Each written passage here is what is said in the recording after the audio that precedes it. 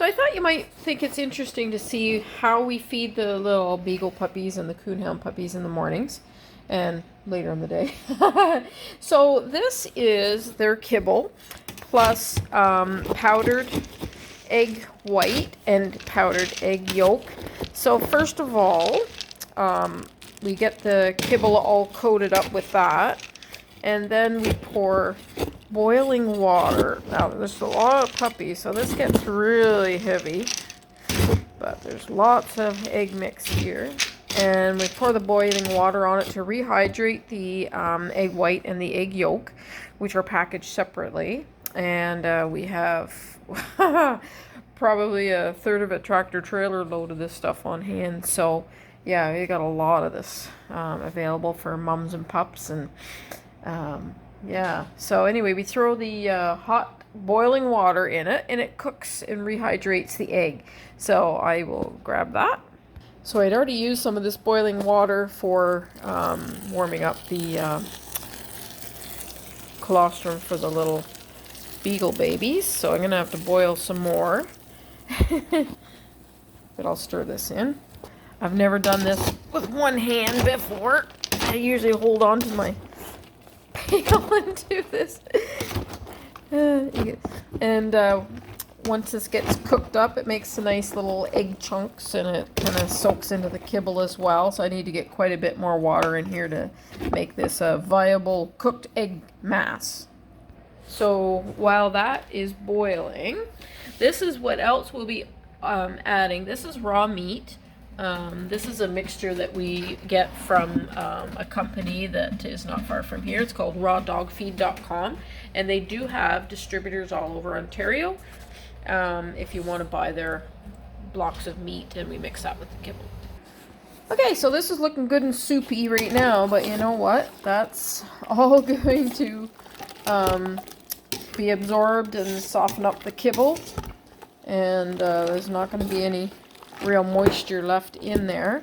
So for very young babies, sometimes I will add a little bit of, when I put the softened kibble with all this in it into their dish, I'll add a little bit of the puppy milk to it as well, so that they can have a little bit of extra moisture, which, you know, they like when they're first starting to learn to eat.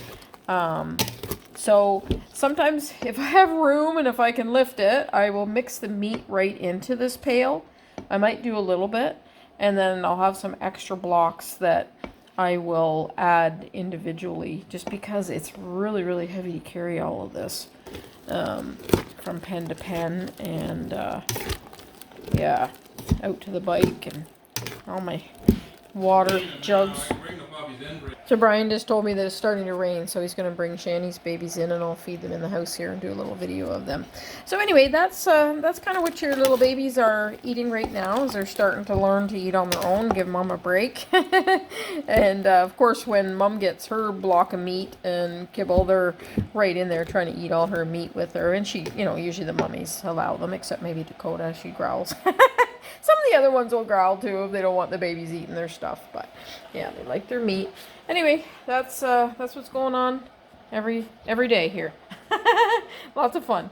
I should just say that when you get your little baby, this won't be what the little pups are eating by the time that they go home. This is very, very rich. So when they do go home, we'll have transitioned them to kibble and some of the raw meat. You don't have to feed them raw meat. If you want to, you can certainly access that. And check the website, and you can find a distributor possibly, or use your own hamburger. They love hamburger mixed with their food, whether it's cooked or raw. Or chicken, burger, any kind of thing. I'd probably not use pork, just because some dogs have a adverse reaction to pork. So it causes pancreatitis in some dogs. Like, that's really bad.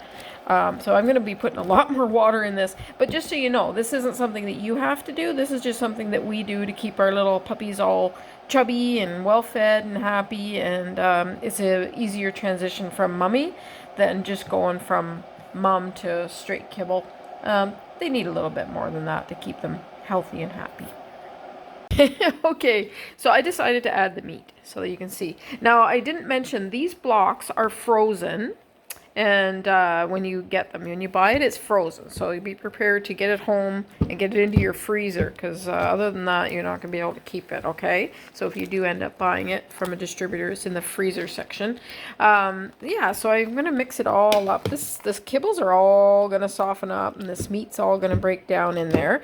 So I took out 4 blocks of that, so that's like 4 pounds for all the babies that we have. And of course the mummies, they get their little snouts right into it. They like this too, even though they have their own. But usually Brian goes around, does the mums, and I do, or all the dogs, and I do the puppies. But sometimes he's a little later than me for getting to all the mums, because he's doing all the dogs in order.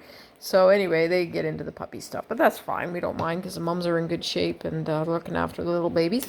So this meat mix is very rich, very delicious for the puppies. They really get onto that well.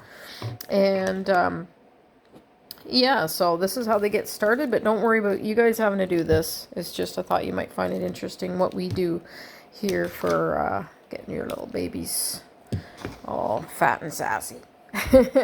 And they're all good little eaters, and I don't have any concerns about any of the ones that we have. They're doing a great job.